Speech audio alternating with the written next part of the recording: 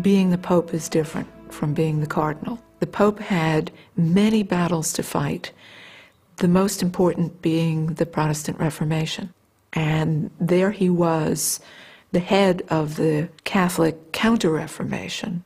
And Urban was actually accused of not doing the right things to further the Catholic cause. The Pope maintained interest in what Galileo was doing, but the Pope in many ways had other concerns besides science. Urban VIII is facing the 30 Years' War. The entire reign is under the shadow of a terrible, vicious civil war that's tearing apart the Christian world.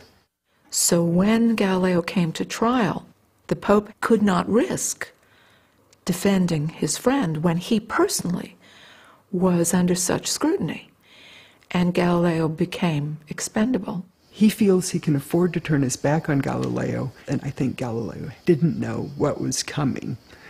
Tuscany at that point has nothing but culture. Galileo is their vanguard of scientific thought. Galileo gets silenced by the Pope. So it's a Tuscan turning back and smacking his Tuscan friend, who he feels smacked him at the end of this dialogue, so that it's a wonderful Florentine vendetta. 6 months after his trial, news arrived in Florence that Galileo would finally be allowed to return home. It had taken the pleas of the Tuscan ambassador, the intervention of the Medici family, and the quiet influence of his own daughter.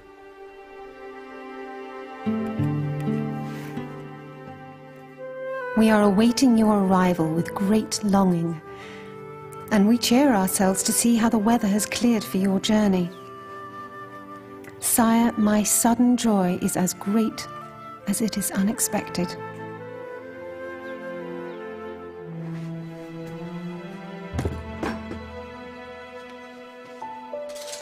Galileo was home, but confined to his own house, unable to teach, travel, or even visit his daughter without permission.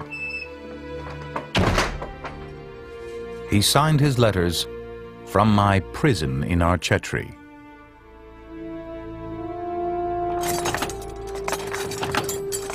He was under house arrest. He could not move without authorization, and also what he could do, what he could not do, was dictated by the church.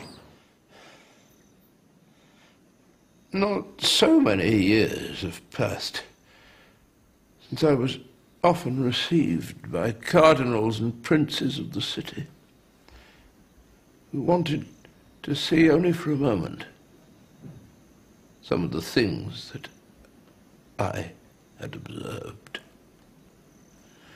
Latin orations were occasionally recited in honor of me,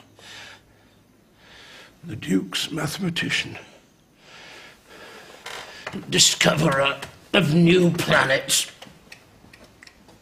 eyewitness of wonders unknown to the ancient philosophers. But now,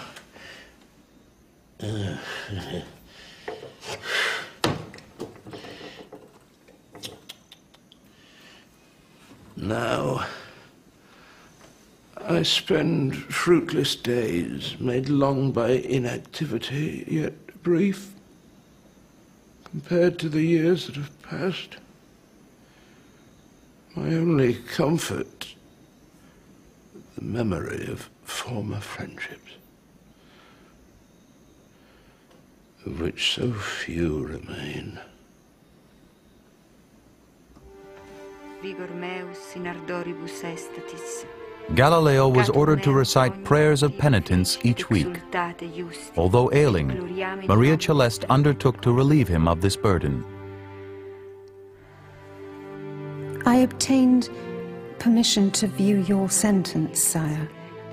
By taking upon myself the obligation you have to recite each week the 7 Psalms, I have already begun to fulfill this requirement.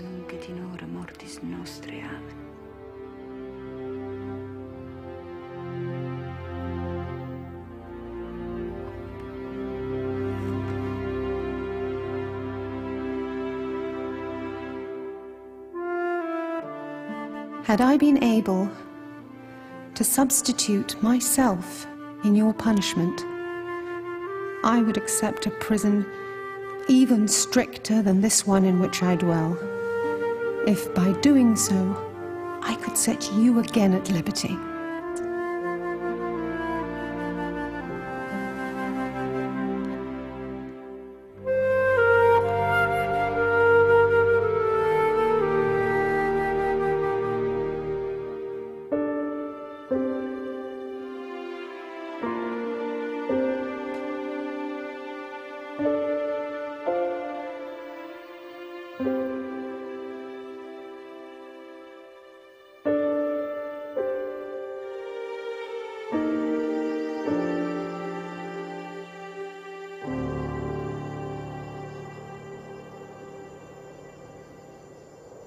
Although her letters had not dwelled on it, Maria Celeste's physical condition had deteriorated in her father's year-long absence. I think that during Galileo's trial and detention after the trial, he was too broken and too needy to realize the state she'd been reduced to. I am not very well, but by now I am so accustomed to poor health that I hardly think about it, as it pleases the Lord to keep testing me with some little pain or other.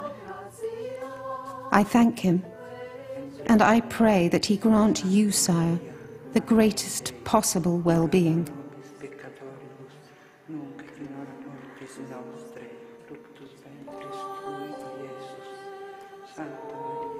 At the end of March, news came that Maria Celeste was gravely ill with fever.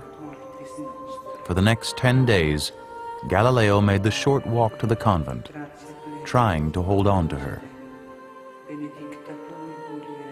But late one night, she succumbed to dysentery, leaving the world at the age of 33.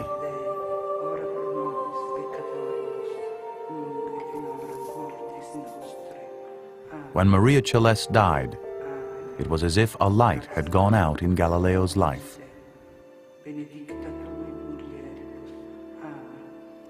It was only when he got home, as he reports later in letters to colleagues, that he found her so weakened that she actually succumbed to a fairly common illness that need not have been fatal, but in her state proved to be fatal.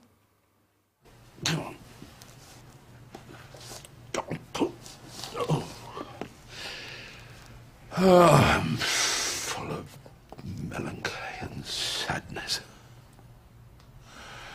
I'm hateful to myself, and I continually hear my beloved daughter calling out to me.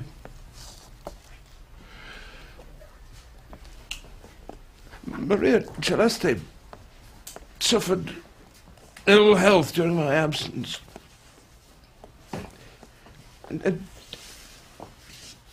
she didn't look after herself. Go on, goodbye.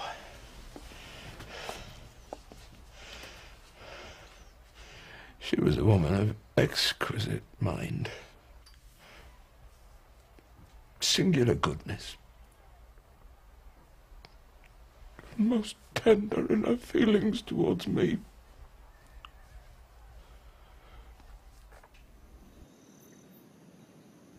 Dozens of Galileo's personal letters have survived, but not one of the letters he wrote to his daughter has ever been found. Today, we have only her side of their communication. It's a shame, it's really a shame we don't have his letters to her. It's clear from her letters that she loves this man, and she cares about him, and she knows what it is to love another person. And we can only hope that this love was inspired by a similar affection on his side. We'll never know. Surely he answered her letters. There's no question about that, because all through hers runs a thread of